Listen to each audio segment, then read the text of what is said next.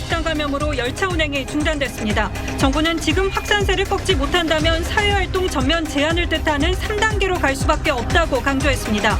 코로나 전담병원 지정도 예고했습니다. 민주당이 공수처장 추천위 재소집을 국회의장에게 요청했습니다. 이르면 다음 주 후보 2명을 추천해 문재인 대통령이 공수처장 후보를 지명할 것으로 보입니다. 윤석열 총장 측이 정한준 교수의 징계위원장 위촉은 징계 청구 후에 이뤄졌기 때문에 절차를 어겨 위법하다고 주장했습니다. 한국 유명 영화감독인 김기덕 씨가 라트비아에서 코로나로 사망한 것으로 전해졌습니다. 아동 성범죄자 조두순이 내일 새벽 출소해 관용차를 타고 집으로 이동합니다. 서울 용산을 포함한 주한미군기지 12곳이 우리 정부에 반환됩니다. 해당 부지인 임대주택을 포함한 아파트 3,100가구와 공원, 감염병 전문병원 등이 들어섭니다. 경기도 내 연립주택 거래량 증가로 가격이 상승하고 있는 것으로 나타났습니다. 아파트값 상승과 임대차법 여파에 따른 것으로 분석됩니다.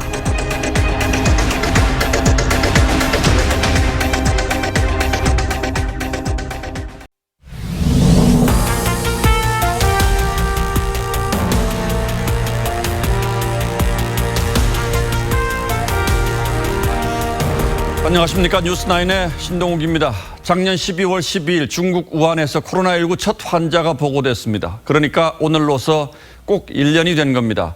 그 1년 동안 전 세계는 상상하지 못했던 끔찍한 대혼란을 겪었습니다.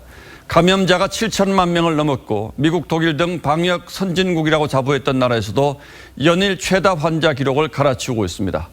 이번 주에 백신 접종이 시작됐지만 아직 그 끝은 보이지 않고 있습니다.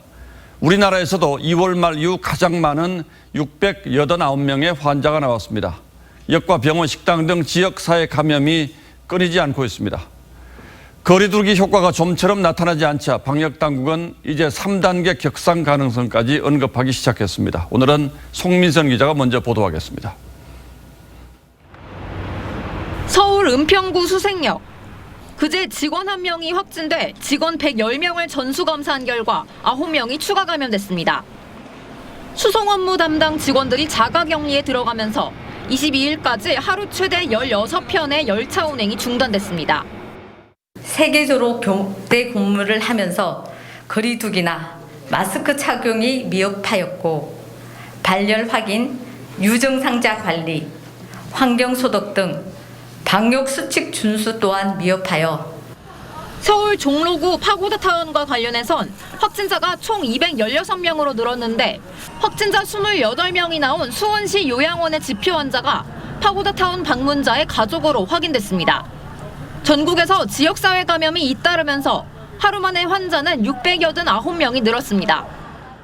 검사 건수도 어제보다 8,000건 이상 늘었고 서울에서만 14,000명이 검사를 받아 최고치를 기록했습니다. 지금 확산세를 꺾지 못한다면 다음은 사회활동 전면 제한을 뜻하는 3단계로의 상향 조정 외에는 다른 선택의 방법이 없습니다. 다음 주 월요일부터 운영되는 수도권 임시선별검사소 150곳에선 기존 검사법뿐 아니라 타액검사나 신속항원 검사로도 진단이 가능합니다. TV조선 송미선입니다. 환자가 폭증하면서 중환자가 함께 늘고 있고 수도권의 병상 부족 문제는 갈수록 심각해지고 있습니다.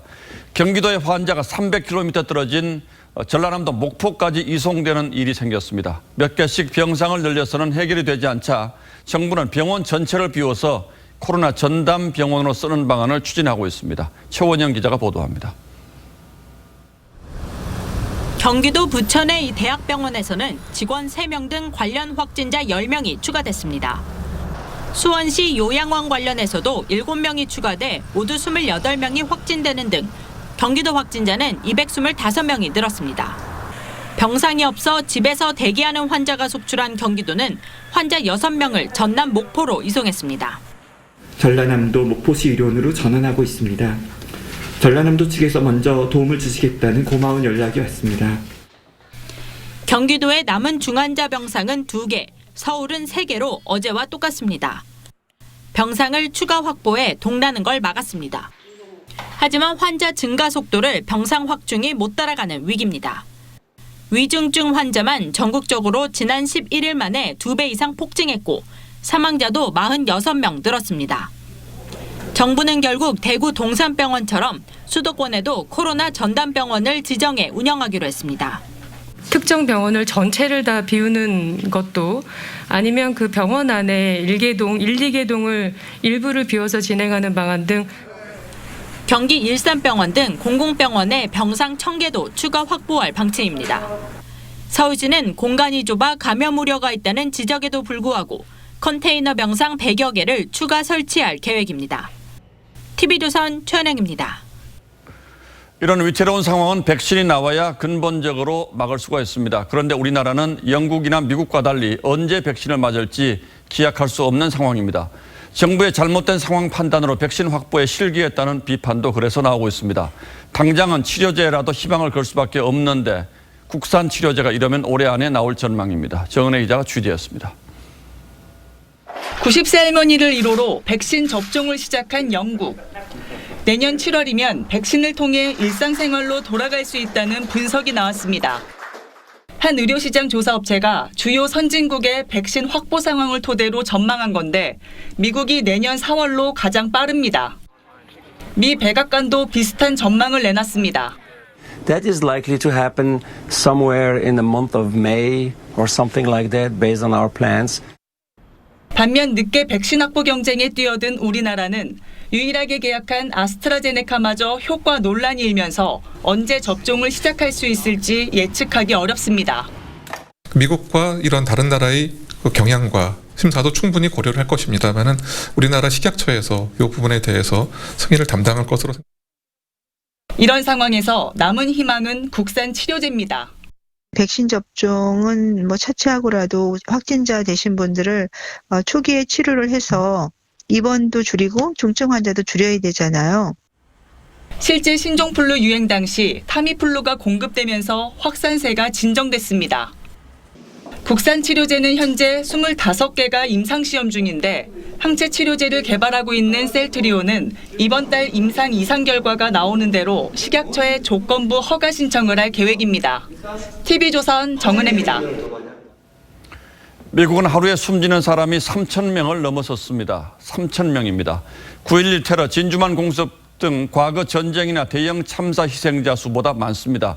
그 불명예를 지우기 위해서 미국은 화이자 백신 승인에 속도를 내며 접종 초읽기에 들어갔습니다. 이 소식은 워싱턴에서 최우정 특파원이 전해왔습니다.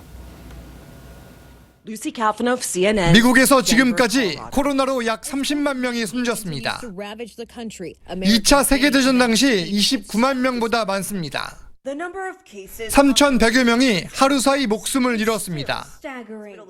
역대 최다입니다.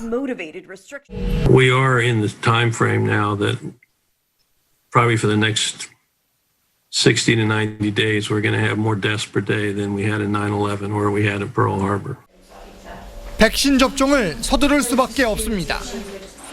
식품의약국 자문기구는 화이자 백신 긴급 사용 승인을 권고했고 FDA 승인과 CDC 권고를 거쳐 다음 주엔 접종을 시작할 계획입니다.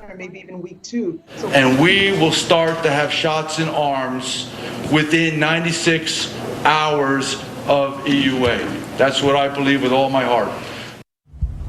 유통업체 월마트와 약국 소매체인 등에서도 접종을 해 최대한 많은 사람들이 맞을 수 있게 한다는 방침입니다. 다만 면역 반응 시간을 고려하면 당장 확산세를 막긴 어려울 것으로 보입니다. 일부 부작용 사례에 미국인들 사이에 퍼져 있는 백신 거부감은 원활한 접종을 위해 여전히 남은 과제입니다. 워싱턴에서 TV조선 최우정입니다. 공수처법이 통과되면서 여당은 대통령이 말한 것처럼 내년 새해 공수처 출범을 위한 속도전에 들어갔습니다. 당장 다음 주에 공수처장 후보를 내놓을 가능성이 있습니다. 야당의 비토권이 사라진 데다 이미 추려놓은 2명의 후보가 있기 때문에 마음만 먹는다면 다음 주 공수처장 후보 추천이 어렵지 않습니다. 거론되는 후보는 누군지, 제3의 후보는 없는지 최원희 기자가 취재했습니다. 민주당은 오늘 박병석 국회의장에게 공수처장 후보 추천위원회를 소집해달라고 요청했습니다. 공수처법 개정안이 국회를 통과한 지 하루 만입니다. 늦은 만큼 출범을 서둘러야 합니다. 국회의장님께 공수처장 후보 추천위원회를 조속히 소집해 주시기를. 개정안이 오는 15일 국무회의를 통과하면 야당이 협조하지 않더라도 후보 추천이 가능해집니다. 여당은 이미 4차례 회의를 한 만큼 다음 회의를 마지막으로 공수처장 후보 2명을 선정할 방침입니다. 기존의 분들로 그런 하는 방향으로 아마 가닥이 잡히지 않았나를.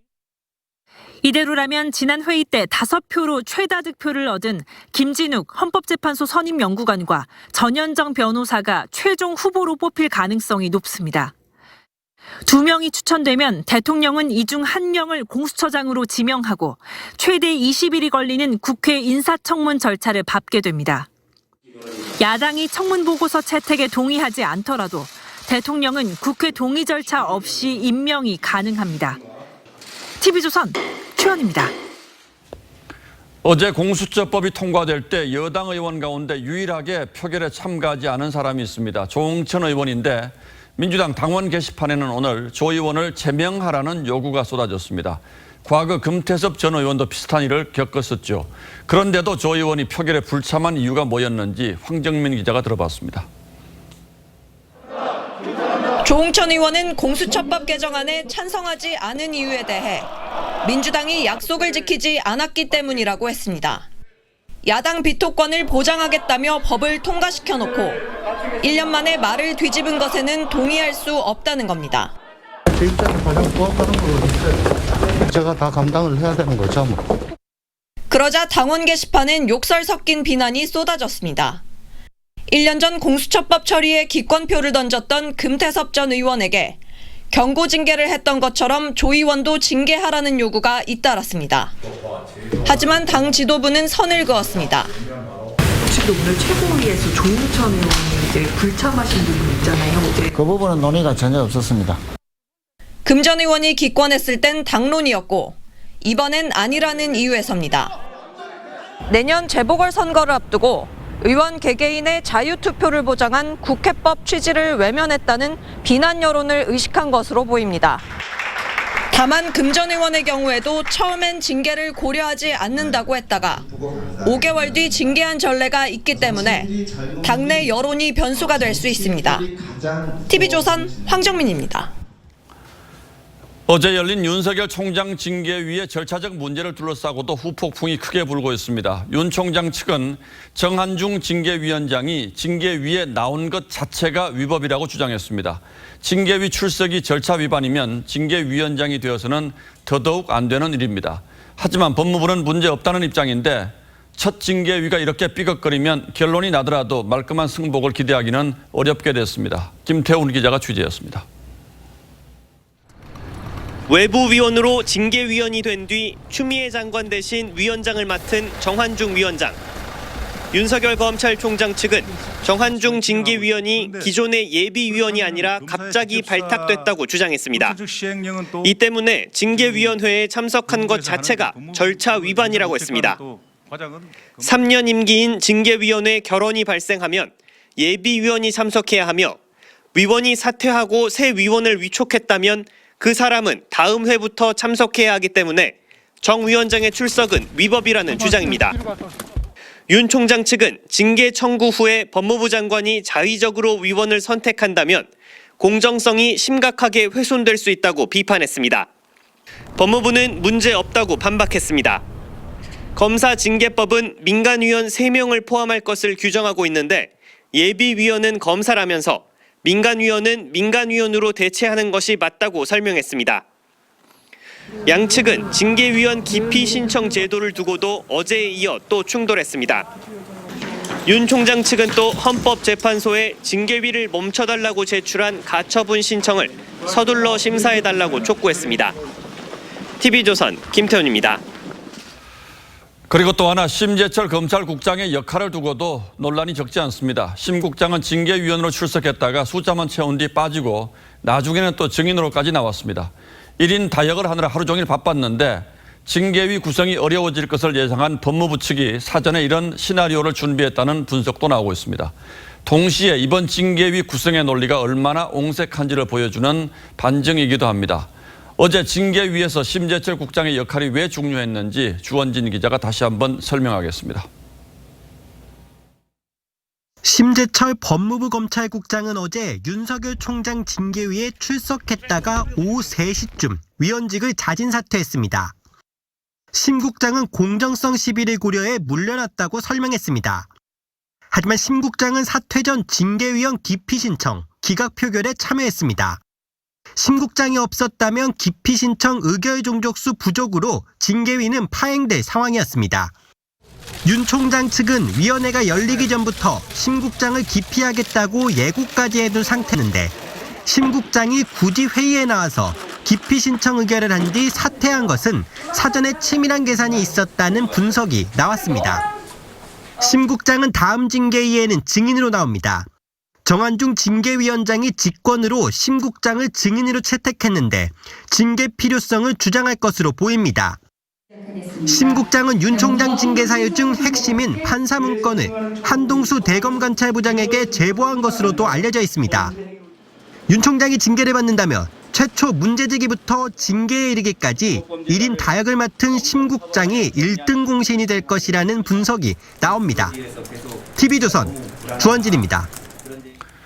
징계위원장을 맡은 정한중 한국외대 로스쿨 교수의 중립성 논란도 끊이지 않고 있습니다. 정 위원장은 이런 논란을 의식한 듯 법률과 증거에 의해서만 판단하겠다고 했는데 어제 회의에서는 윤 총장이 왜 정치 불참 선언을 하지 않는가, 즉 검찰총장으로서의 정치적 중립을 문제 삼은 것으로 알려져 본격 심의도 하기 전에 이미 속마음을 드러냈다는 논란이 일고 있습니다. 장윤정 기자가 취재했습니다.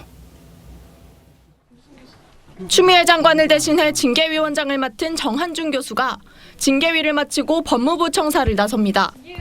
국민들이 어려운 시기에 또 이런 일 가지고 너무 오래 끌면 안 되니까 신속한 심의도 또 같이 추구하도록 하겠습니다.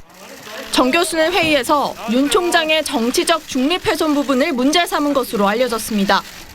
총장이 왜 여론조사기관에 이름을 빼달라고 하지 않냐, 왜 정치를 안 한다고 하지 않냐고 문제를 제기한 것으로 알려졌습니다. 이에 대해 정 교수는 오늘 한 언론과의 통화에서 정치 불참 선언을 하라는 주호영 국민의힘 원내대표의 말을 인용한 사실이 있다고만 했습니다. 그러면서 법률과 증거에 의해 판단할 것이라고 강조했습니다.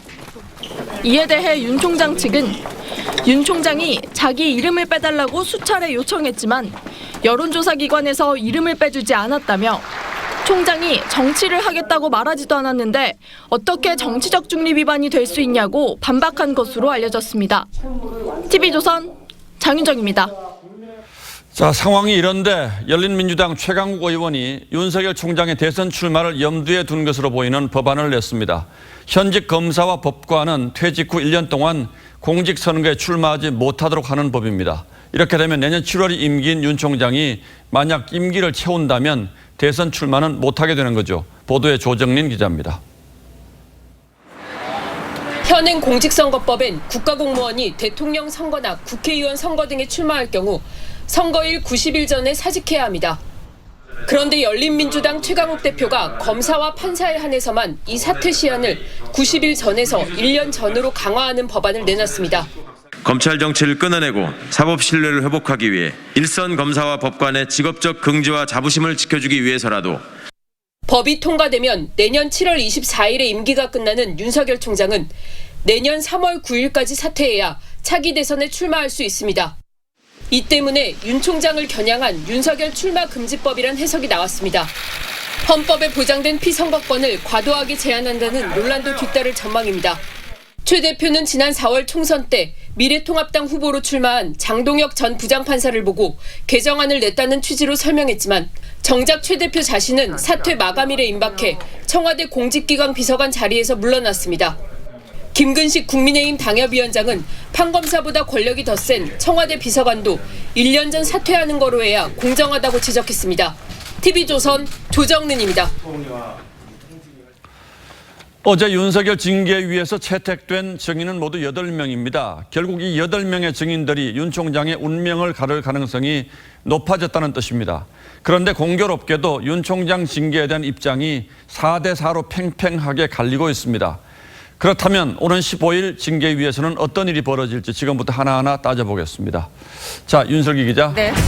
징계위의 정인으로 채택이 되면 반드시 나와야 되는 겁니까? 아닙니다. 오는 15일 윤석열 검찰총장 징계위의 증인은 보시다시피 8명인데요. 증인들에게 징계위 출석을 강제시킬 수 없다는 게 오늘 법무부의 답변입니다. 즉 나올지 말지는 본인들이 결정할 문제란 거죠.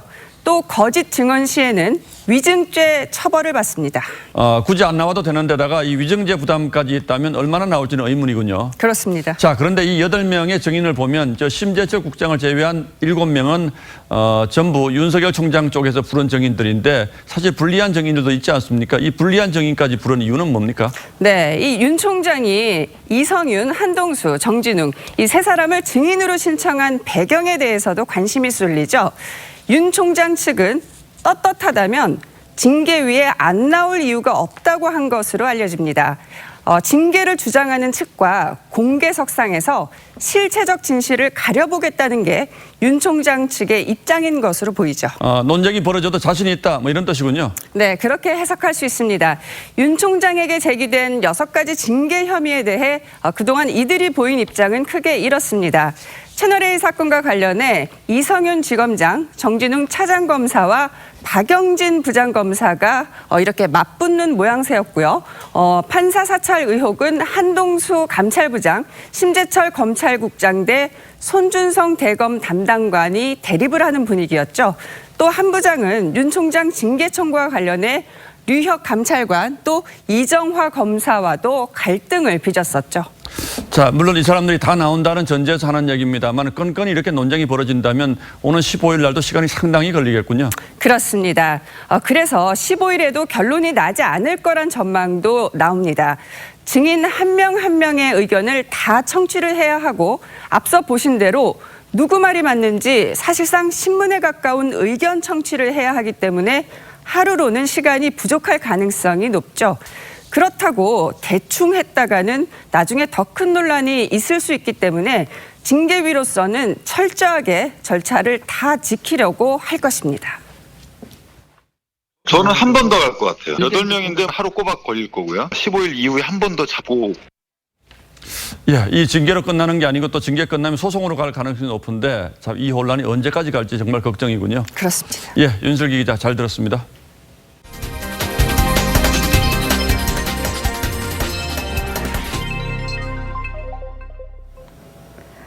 방금 들어온 소식입니다. 이 영화계 거장 김기덕 감독이 라트비아에서 사망했다고 러시아 외신이 전하고 있습니다. 이 코로나로 입원했다가 이틀 만에 숨진 것으로 알려졌습니다. 송지욱 기자입니다. 김기덕 감독이 발트 3국에 위치한 라트비아에서 사망한 것으로 알려졌습니다. 라트비아 현지 매체 델피는 러시아의 비탈리 만스키 감독이 오늘 김 감독의 사망 사실을 밝혔다고 보도했습니다. 사인은 코로나19 합병증으로 알려졌습니다. 러시아 타스 통신 등에 따르면 지난달 20일 라트비아에 도착한 김 감독은 지난 5일부터 연락 두절됐으며 병원 등을 수색하던 도중 현지 한 병원에서 사망한 사실이 확인된 것으로 알려졌습니다. 그러니까 결국은 상당히 악화된다면 아마 병원을 찾은 것 같아요. 서울에 있었으면 절대로 사망하지 않았을 텐데 만약에 병원에 이렇게 쉽게 가기가 좀 어려운 그런 상황이었던 것 같아요. 병원에 접근하기가 쉽. 이와 관련해 우리 정부 관계자는 김 감독이 사망한 것으로 알고 있다고 전했습니다. 영화계는 충격에 빠졌습니다. 전양준 부산국제영화제 집행위원장은 환갑을 일주일 앞둔 김 감독이 발트병원에 입원한 지 이틀 만인 오늘 사망했다며 한국 영화계에 채울 수 없는 크나큰 손실이자 슬픔이라고 고인의 명복을 빌었습니다. 칸, 베니스, 베를린 등 세계 3대 영화제 트로피를 거머쥔 거장 김기덕 감독은 지난 2018년 여배우 미투 논란에 휩싸였습니다. 최근엔 러시아와 카자흐스탄 등지에서 현지 배우들과 촬영하며 해외에서 활발히 활동해왔습니다. TV조선 송지욱입니다. 아동 성범죄자 조두순이 내일 출소해서 법무부 관용차를 타고 집으로 이동합니다. 이 대중교통 이용 시 벌어질 수 있는 돌발 상황을 고려한 것인데요. 경찰과 지자체는 조두순 거주지 주변으로 24시간 순찰조를 투입하는 등 시민 불안 해소에 나섰습니다. 구자연 기자가 전하겠습니다. 안산 시내 주택가에 방범 초소가 새로 들어섰습니다. 경찰이 조두순 출소에 대비해 만든 겁니다. 경찰은 조두순의 거주지 인근에 이렇게 방범 초소를 설치해 24시간 운영할 예정입니다. 경찰은 또 기동대를 순환 배치해 24시간 도보 순찰도 진행합니다. 안산시도 CCTV 15대를 추가하고 방범 초소와 150m 떨어진 곳에 자체 초소를 설치했습니다. 무도 유단자 등으로 구성된 청원경찰 12명도 투입할 예정입니다. 24시간 그 부분에 대해서 이제 출소 맞춰서 기존 직원분이랑 같이 하는 거죠. 3명씩 4교대. 조두순은 내일 새벽 6시를 전후해 12년 만에 교도소에서 출소합니다. 전자발찌를 부착한 뒤 관용차로 빠져나와 보호관찰소에서 행정 절차를 마친 뒤 집으로 갑니다. 교정당국은 조두순의 집에 실시간 외출 여부를 확인할 수 있는 재택 감독 장치도 설치할 예정입니다. 거리도 이렇게 같이 감응하고, 그다음에 위치 감응하고, 그렇게 해야 이제 집에 있는지 나갔는지 이게 구분이 되거든요. 검찰은 조두순에 대해 음주와 심야 외출 금지 등 특별 준수 사항을 적용할 것을 법원에 청구했습니다. 조두순이 출소하는 내일 저녁쯤이면 여성가족부 성범죄자 알림이 사이트에서 조두순의 얼굴과 주소 등이 공개될 예정입니다. TV조선 구자영입니다. 코로나로 음식 배달 수요가 급증하면서 많은 음식점이 배달만 전문으로 하는 업체를 끼고 배달을 하죠. 그러면서 음식점과 배달원 간의 갈등이 벌어지는데 이 배달이 늦다는 소비자 불만에 일부 음식점은 배달원에게 10분 안에 배달하라는 요구 조건을 내놨습니다. 그러자 배달원도 가만히 있지 않았는데 구체적 상황은 이정현 기자가 전하겠습니다. 서울의 한 중국집, 배달 주문이 밀려듭니다. 하루 평균 100건 정도가 들어옵니다. 종종 배달원이 늦게 올 땐 예상치 못한 피해를 보기도 합니다. 음식은 이미 나왔는데 배달 직원들이 지정이 안 되잖아요. 저희가 다시 재소리해야 되는 상황이고 재소리를 못해서 보낼 때가 있어요. 그러면 손님인 TV에다가 면이 불었다고 말씀을 해주시고. 코로나19로 배달 수요가 급증하면서 음식점과 배달기사 간 갈등도 증폭되고 있습니다. 배달원들은 음식점이 주문을 늘려받아 기다리는 일이 적지 않다고 호소합니다. 한정된 시간 안에 더 많이 배달해야 하는데 결국 자신들이 손해를 본다는 겁니다. 10분, 15분 정도 더 걸린다 그러면 한 건 정도 차이가 나잖아요. 평균 단가가 7,000원에서 8,000원이거든요. 이렇다 보니 음식점과 배달원 사이에 감정의 골이 깊어지기도 합니다. 배달원의 출입을 금지한다는 안내문을 붙인 음식점도 있습니다. 아예 옥상에 못 들어오게 하거나 몇 분 정도 걸릴까요라고 질문 자체를 못하게 합니다. 40분, 50분, 심지어 1시간까지 걸리는 게 있거든요. 감정이 이렇게 올라오죠. 소비자의 항의가 들어와도 서로 책임을 떠밀어 피해 보상은 뒷전입니다. 급격하게 커지는 배달 시장의 안착을 위해 제도적 장치를 마련해야 한다는 지적이 나옵니다. TV조선 이정현입니다. 전기차 테슬라가 충돌 뒤에 불이 붙으면서 인명피해로 이어졌다는 소식 전해드렸습니다. 이 불은 전기 배터리가 있는 바닥 부분에서 시작된 걸로 보이는데 특히 사고 전기차가 전기가 끊겨서 밖에서 문이 열리지 않아서 피해자 구출이 어려웠던 것으로 파악됐습니다. 오늘의 포커스는 논란이 일고 있는 테슬라에 맞췄습니다. 불이 활활 붙어 뼈대만 남은 자동차. 여기저기 불꽃이 튀고 사방이 연기로 자욱합니다. 2016년 미국에서 테슬라 차량이 나무를 들이받고 난 화재지요. 지난 9일 밤 서울 용산의 아파트에 난 사고도 이와 비슷합니다. 테슬라 전기차가 주차장 벽에 부딪힌 뒤 불이 붙었습니다. 소방당국은 배터리에서 발생한 화재로 추정하고 있습니다. 테슬라 전기차는 바닥에 리튬이온 배터리를 깔고 있는데 이 배터리가 충격과 열에 취약하다는 겁니다.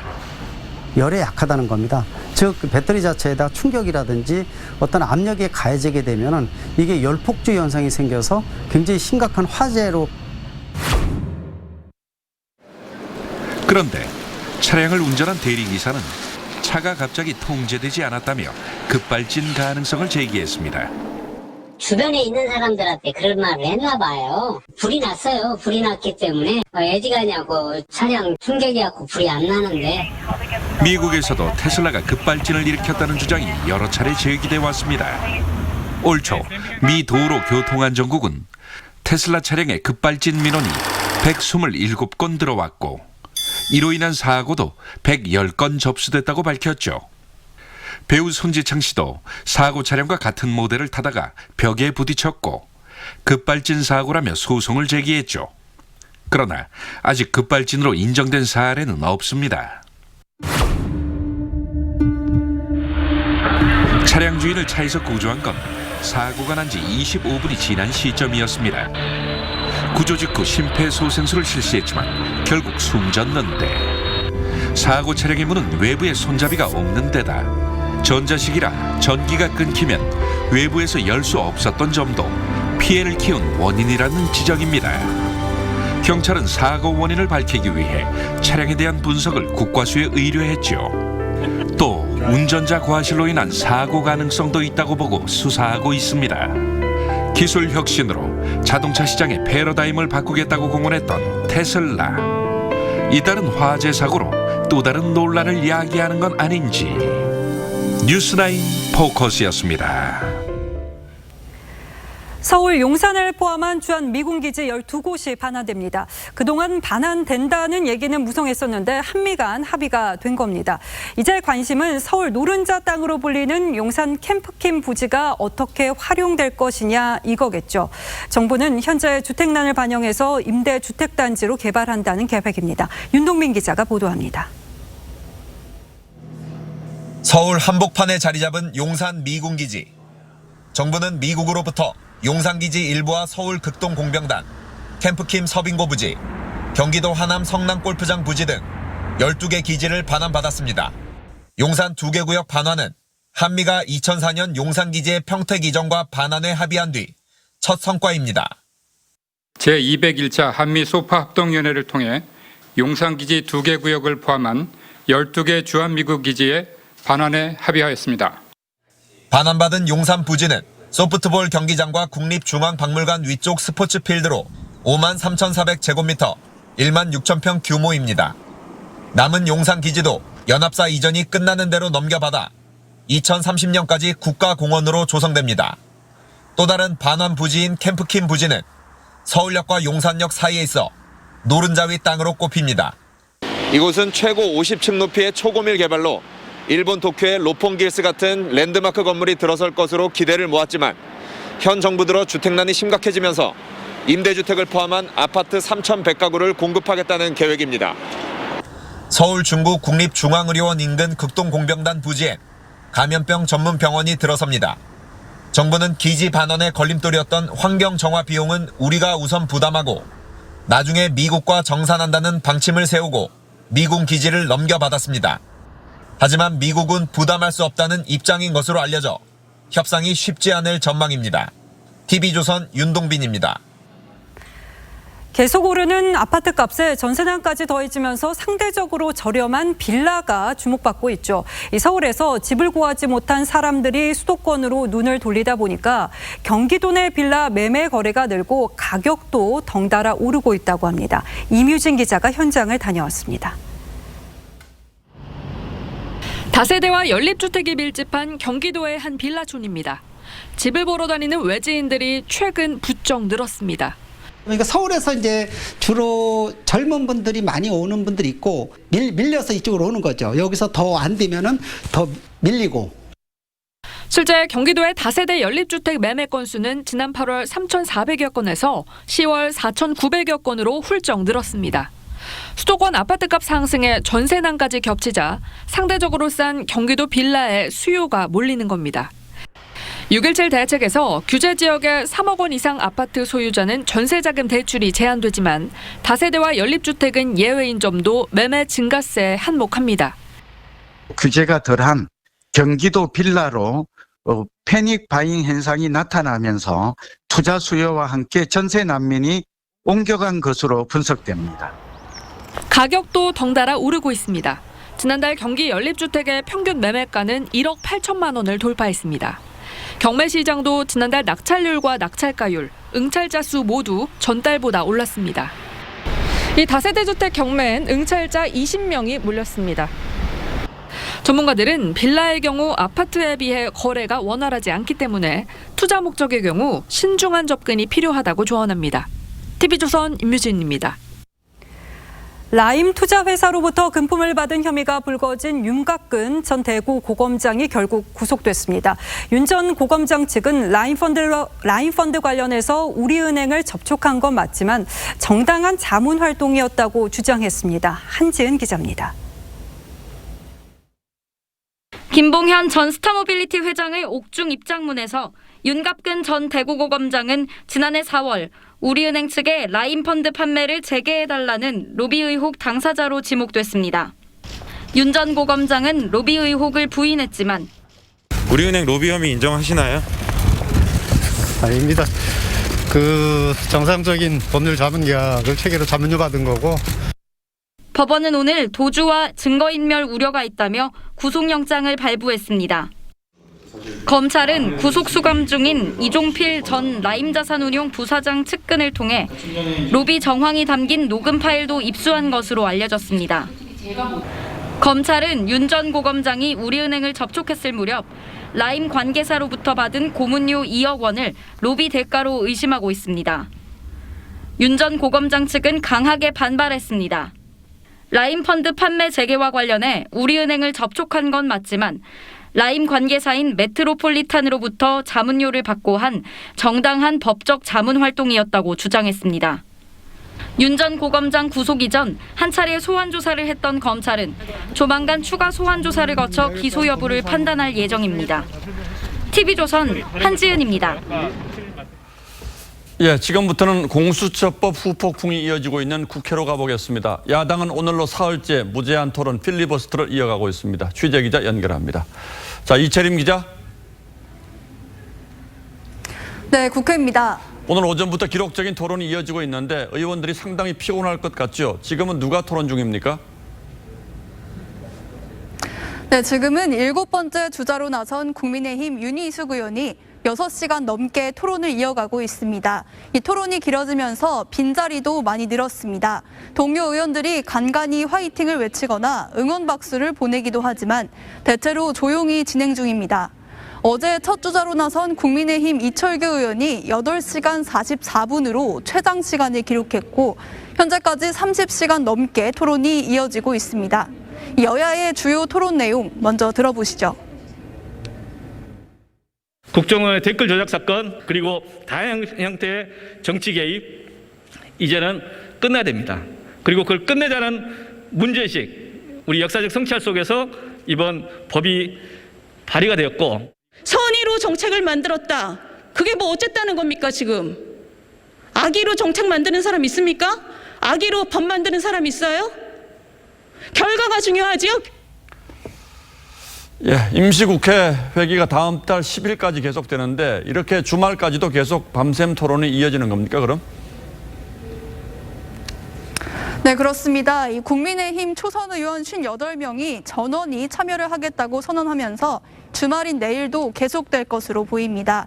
이렇게 되면 24시간 본회의장을 지켜야 하는 의장단의 체력적인 부담도 커질 전망입니다. 이 야당 몫의 부의장이 없기 때문에 박병석 의장과 김상희 부의장이 3시간씩 돌아가며 의장석을 지키고 있습니다. 지금까지 필리버스터 최장 기록은 4년 전 테러방지법 필리버스터로 8일간 192시간이었습니다. 민주당은 일단 충분한 발언 시간을 보장해준다는 입장이지만 이 장관 후보자와 공수처장 인사청문회 일정 등이 변수입니다.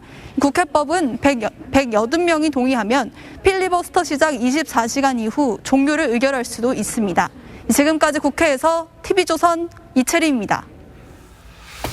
예, 이렇게 야당이 어쩔 수 없다는 것을 알면서도 밤을 새워 반대 토론을 하는 것은 그것이 마지막 저항수단이기 때문일 겁니다. 표결로는 아무것도 막을 수가 없죠. 그래서 더 절박할 수밖에 없는데 여당에서는 이 절박함을 조롱하는 듯한 발언이 쏟아졌습니다. 윤수영 기자가 취재했습니다. 열린민주당 김진애 의원이 오늘 아침 페이스북에 올린 글입니다. 국민의힘을 향해 공수처법 필리버스터는 겨우 3시간밖에 못했다며 이번엔 적어도 사흘은 할 수 있게 의지와 근력, 성의를 보여주라고 썼습니다. 이 글엔 국민의힘이 그럴 능력이 되느냐, 3일 동안 할 능력이 안 되는 걸 민주당도 알고 있으니 놔둔다 등 조롱성 댓글이 달렸습니다. 야당에 맞서 찬성 토론에 나선 민주당 홍익표 의원은 야당의 필리버스터를 무의미한 일처럼 말하기도 했습니다. 그냥 어쩔 수 없이 필리버스터라도 하시는 것 같은데 좀 안타깝긴 합니다. 홍 의원은 또 검찰개혁을 강조하다 법조 기자단이 받아쓰기만 한다면서 해체를 주장해 논란을 낳았습니다. 법조기자단이 다 받아쓰기만 해요. 추미애 장관이 법조기자단을 해체했으면 좋겠습니다. 정말. 반면 김웅 의원은 성범죄가 스트레스가 쌓인 충동 때문이라고 해 여야가 공방을 벌였습니다. 성폭력 범죄라는 건 충동에 의해서 이루어지는 것이고 그 충동이 대부분 스트레스가 많이 쌓여서 야당은 홍 의원의 발언에 대해 언론마저 독재의 선전장으로 만든다며 비판했고 여당은 김 의원을 향해 성범죄에 대한 안일한 생각이 드러났다고 지적했습니다. TV조선 윤수영입니다. 그런데 어제 국민의힘 주호영 원내대표가 문재인 정권 퇴진을 내건 시민단체 연석회의에 참석한 걸 두고도 여당이 공세에 나섰습니다. 이 연석회의에는 문재인 정부에 반대하는 정당과 시민단체가 여러 참여했는데 여당은 야당이 극우 세력과 손을 잡겠다는 뜻이냐며 공격했습니다. 보도에 김정우 기자입니다. 어제 문재인 정권 종식이란 목표를 내건 정당 시민단체 연석회의에서 주호영 원내대표가 정권 조기 퇴진을 직접 언급했습니다. 문재인 정권을 조기에 퇴진하고 폭정을 종식시켜야 한다는 데는 다른 생각을 가지시는 분이 없는 걸로. 국민의힘 이재호 상임고문이 주도한 회의엔 무소속 홍준표 의원과 김문수 전 지사는 물론 국민의당도 힘을 실었습니다. 문재인 정권의 무능에 또 폭정, 이 모든 부분에 대한 걱정과 우려하는 마음은 다 같다고 생각을 합니다. 민주당은 금도를 넘는 정치 공세로 수구 냉전 보수 본색을 드러냈다고 비판했습니다.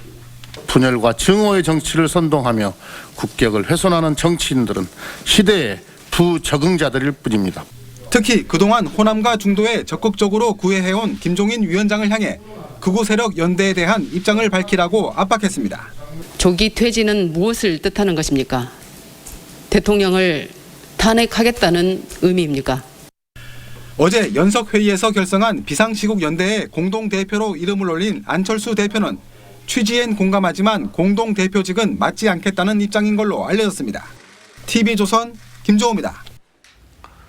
전해철 행정안전부 장관 후보자가 자녀에게 전세 자금을 정의한 뒤에 뒤늦게 차용증을 써서 돈을 빌려준 것처럼 꾸몄다는 의혹을 야당이 제기했습니다. 전 후보자 측은 돈을 빌려준 시점에 차용증을 작성했고 이자도 제대로 받고 있다며 근거 자료를 제출하겠다고 했습니다. 이태희 기자가 취재했습니다. 3년 전 전해철 후보자의 딸이 전세 계약을 맺은 오피스텔입니다. 전 후보자가 국회에 제출한 재산 내역을 보면 보증금 2억 8천만 원 가운데 7천만 원을 전 후보자가 빌려준 것으로 되어 있습니다. 그런데 차용증에 적힌 날짜는 2019년 9월로 2년이 지난 시점입니다. 이자율은 2%로 명확하지만 지급 시기는 매월 또는 매년으로 모호하게 적혀 있습니다. 야당에선 세금을 내지 않고 5천만 원 이상 현금을 증여한 뒤 뒤늦게 차용증을 작성한 것 아니냐는 의혹을 제기했습니다. 추미애 법무장관도 2012년 딸에게 9천만 원을 증여한 뒤 차용증을 급조해 제출했다는 의혹이 지난해 인사청문회 때 제기돼 시민단체에 고발당했습니다. 만약에 빌려준 게 아니라면 그 차용증은 허위가 됩니다. 사무소 위조가 됩니다. 하지만 전 후보자는 돈을 빌려준 시점인 2017년에 차용증을 작성했고 지난해 이자율을 바꾸려 새로 작성했는데 나중 건만 제출했을 뿐이라는 겁니다. 또 이자를 받은 거래 내역과 이전 차용증을 국회에 제출하겠다고 밝혔습니다. TV조선 이태희입니다. 이 미국 못지않게 코로나 확산세가 심각한 유럽에서는 야간 통행 금지가 이뤄지고 있는데요. 이 남유럽 알바니아에서는 이를 어겼다는 이유로 한 청년이 경찰총에 맞아 숨지면서 반발 시위가 격화되고 있습니다. 성민혁 기자가 보도합니다. 알바니아 총리실 앞에 모여든 시위대가 크리스마스 트리에 불을 지릅니다. 시위대가 돌과 화염병을 던지자 경찰은 물대포로 막아섭니다. 지난 8일 코로나19 통행 금지령을 어겼다는 이유로 20대 청년 클로디안 라샤가 경찰 총격에 숨졌습니다.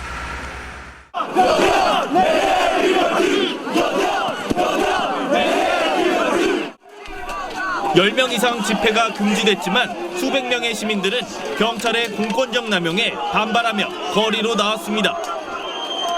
경찰 9명과 시민 2명이 다쳤는데 시위는 계속 격화되고 있는 상황입니다.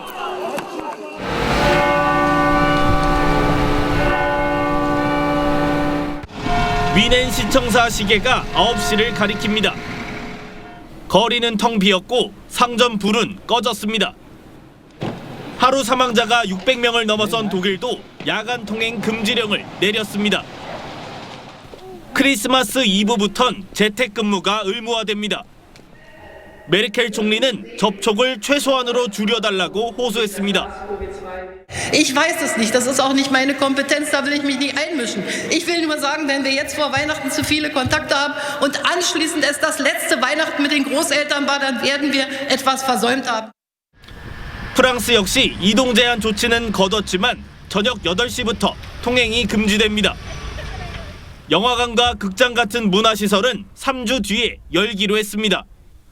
이탈리아는 내년 초까지 이동 제한령을 내렸고 성탄 미사 참석까지 금지했습니다. TV조선 성민혁입니다. 코로나 확진자의 가요계는 사실상 올스톱입니다. 이 시상식, 콘서트 할 것 없이 각종 공연이 줄줄이 취소되고 있습니다. 최윤정 기자입니다. 지난 7일 가수 청아가 코로나19 확진 판정을 받자 그와 접촉했던 트와이스, 모모랜드 등 아이돌 멤버들이 줄줄이 검사를 받았습니다. 검사 결과는 모두 음성이었지만 일부 멤버는 활동을 중지하고 자가격리에 들어갔습니다. 업텐션의 비토, 에버글로우의 시연 등 지금까지 6명의 확진자가 나온 가요계는 비상 상황입니다. 하는 스태프들도 많고 그 스태프들은 또 다른 연예인들하고 접촉하고 있고 굉장히 크게 확산될 여지가 있어서 연말 공연을 앞둔 가수들은 직격탄을 맞았습니다. 가수 나훈아는 서울 등 3개 도시 연말 공연을 모두 취소했고 백지영도 연말 콘서트를 백지화하고 티켓값을 전액 환불했습니다. 방탄소년단을 비롯한 빅히트 소속 가수들이 대거 참여하는 대규모 공연도 온라인으로 축소됐습니다. 콘서트 업계가 이제 12월이 최고 성수기인데 지금 12월 달에 아무런 콘서트 같은 걸 아예 못하니까 되게 힘든 상황이고 각 방송사는 가요대상 등 연말 시상식을 강행하지만 가수들의 출연을 놓고 소속사는 장고 중입니다. 코로나19 상황이 악화일로를 걷자 연말 성수기를 노렸던 가요계는 우울한 연말을 보내고 있습니다. TV조선 최윤정입니다. 프로야구 NC의 창단 첫 우승을 이끈 양의지가 통산 6번째 황금 장갑을 거머쥐었습니다. 역대 최다 득표율을 갈아치우면서 골든글러브 역사도 새로 썼습니다. 장동욱 기자입니다. 100타점이라는 올 시즌 포지션별 최고의 선수를 가리는 골든글러브 시상식. 주인공은 양의지였습니다. NC의 창단 첫 정규 시즌 1위와 한국 시리즈 우승을 이끌었고 포수로는 처음으로 3할 타율과 30홈런, 100타점 대기록도 작성했습니다. 그 결과 2002년 마혜영이 갖고 있던 99.3%의 득표율을 넘어 99.4%의 득표율로 통산 6번째 골든글러브를 챙겼습니다. 총 342표의 유효표 중 무려 340표를 쓸어 담았습니다. 정말 NC 다이노스 모든 가족들이 올해 일본의 우승이라고 생각해서 너무 행복한 한 해가 된 것 같습니다. 가장 경쟁이 치열했던 지명타자 부분은 기아의 최영우에게 돌아갔습니다. 페르난데스와 나성범 등 쟁쟁한 경쟁자들을 제치고 타격왕을 차지하며 양의지와 마찬가지로 6번째 골든글러브를 끌어안았습니다. 팀의 창단 첫 가을 야구를 이끈 KT 강백호와 황재균은 1루수와 3루수 부문 주인공이 됐습니다. 황재균은 데뷔 13년 만에 첫 수상의 영광을 안았습니다. 15년 만에 올라와서 처음 상을 받았는데 이게 처음이자 마지막이 되지 않도록 내년부터 열심히 하겠고 메이저리그 진출이 임박한 김하성과 바람의 손자 이정우도 3년 연속 수상의 영예를 안았습니다. TV조선 장동우입니다.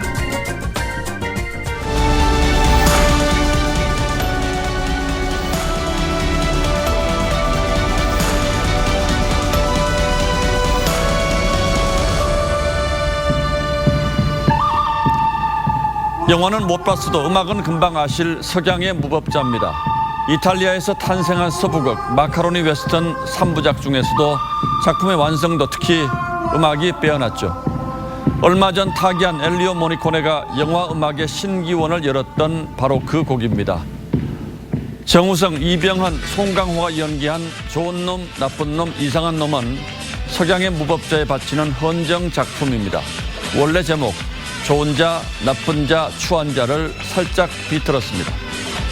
하지만 좋은 자 정우성도 클린트 이스트우드도 선악이 모호한 현상금 사냥꾼입니다. 그렇듯 우리 사는 세상은 지난 한 주도 좋은 순간보다는 나쁘고 추한 장면들이 얽히고 설킨 난장이었습니다. 법원이 윤석열 총장 직무배제 제동을 걸었음에도 법무부는 징계위를 강행했습니다. 대통령이 절차의 정당성과 공정성을 확보하라고 했지만 첫 회의부터 덜컥거렸습니다. 외부 위원 1명이 사퇴하고 1명은 불참하자 급히 1명을 구해 5명으로 열었습니다. 그나마 위원 구성이 편향성 논란에서 자유롭지 못한 형편입니다. 와중에 윤 총장은 5차 범위를 넘는 대선 주자 선두에 이름이 올랐습니다. 그리고 오늘 최강욱 의원이 검사 법관의 퇴직 후 1년 공직 출마 금지 법안을 낸 것은 설마 우연이겠죠? 거대 여당의 입법 몰아치기는 공수처법에서 절정을 이루었습니다. 원로 진보 정치학자 최장집 교수는 그동안 대통령에게 엄청난 권력을 주는 지극히 위험한 법이라고 지적해왔습니다. 야당이 공수처에 적극적이고 여당이 소극적이어야 하는데 이상하게 흘러왔다는 대통령의 언급과는 대조를 이루는 말입니다. 두 손 모아 거리 두기를 당부하는 독일 메르켈 총리의 간절한 호소가 제게는 이번 주 가장 감명 깊은 장면이었습니다. 적자 예산을 편성해서 국민에게 나라 빚을 지워야 하는 이유와 상환 계획을 솔직하게 설명하고 이해를 구한 연설도 각별하게 다가왔습니다. 어깨가 골절된 뒤 처음 공식 자리에 나온 정은경 청장입니다. 다친 눈이 부은 채 깁스를 했고 얼굴도 수척합니다. 시인이 말하는 암울한 세상 버텨내는 법이 떠오릅니다. 비굴하지 말 것, 허리를 고추 세울 것, 꼭 울어야 한다면 흩날리는 진눈깨비 앞에서 울 것. 이 삭막한 겨울을 그렇게 또 살아내야겠습니다. 12월 11일 앵커의 시선은 바람이 분다 살아야겠다 였습니다.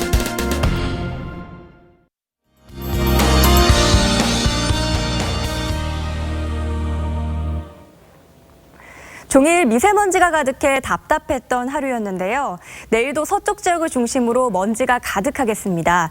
특히 아침에는 짙은 안개까지 더해져 1km의 앞도 보기 어렵겠습니다. 또 일요일에는 모처럼 눈다운 눈 소식이 있는데요. 중부 지역에서는 많게는 7cm까지 쌓이겠고요. 남부 지역에서는 눈과 비가 섞여 내리는 곳이 많겠습니다.